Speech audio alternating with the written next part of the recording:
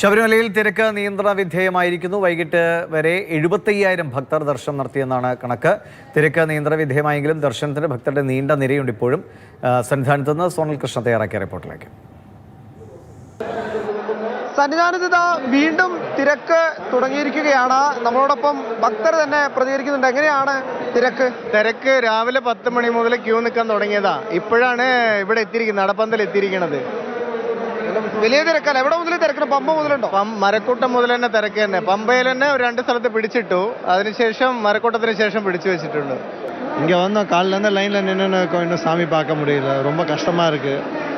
எங்கேயும் உட்கார கூட முடியல, പോലീസ് തള്ളിങ്ങനെ இருக்காங்க.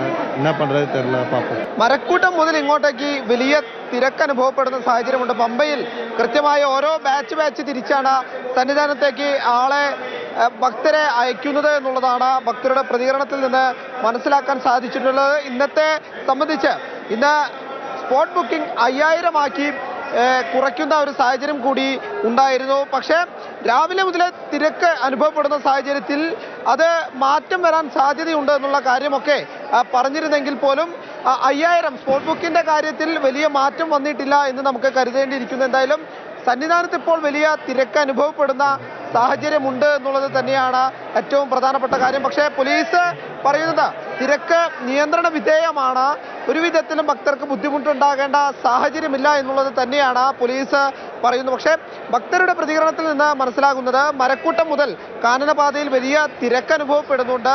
മണിക്കൂറുകളോളം നിന്നാണ് ഭക്തർ സന്നിധാനത്തെത്തി അയ്യനെ തൊഴുന്നത്. വലിയ നടപ്പന്തലിലെ കാഴ്ചയാണ് നമ്മൾ കണ്ടത്. ഇവിടെയും ഒരുപാട് നേരം ഭക്തർക്ക് കാത്തു നിൽക്കേണ്ട സാഹചര്യം വരുന്നുണ്ട്.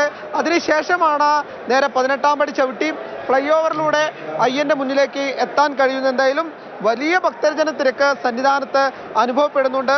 നിലവിലെ ശരാശരി കണക്കുകൾ പരിശോധിച്ചാൽ ഇന്നലെയാണ് സന്നിധാനത്തെ മണ്ഡല തീർത്ഥാടന കാലത്ത് ഏറ്റവും കൂടുതൽ ഭക്തരെത്തിയതെങ്കിൽ ഇന്നൊരു പക്ഷേ ആ സംഖ്യയെ മറികടക്കാനുള്ള സാധ്യത കൂടുതലാണ് എന്നുള്ള കാര്യം കൂടി ഇതിനോടകം പങ്കുവെക്കേണ്ടതുണ്ട്.